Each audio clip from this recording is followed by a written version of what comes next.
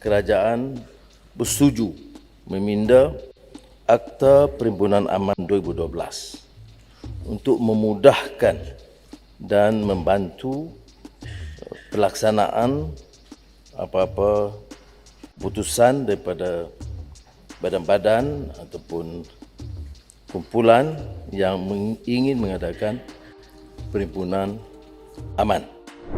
The government has agreed to amend the Peaceful Assembly Act 2012 to make it easier for the public to hold gatherings, Prime Minister Anwar Ibrahim said today.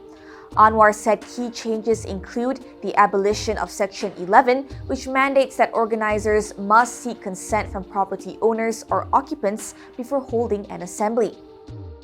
Siasatan terhadap perhimpunan anti rasuah yang melibatkan mahasiswa, semua siasatan itu akan dihentikan dan tidak akan ada tindakan yang diambil.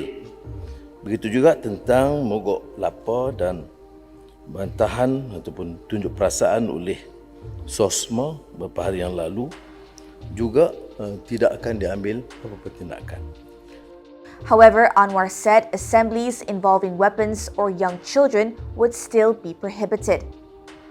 Anwar was responding to Koo Pui Tiong, who asked whether the government is prepared to amend the Peaceful Assembly Act 2012. Natasha Bust, FMT News.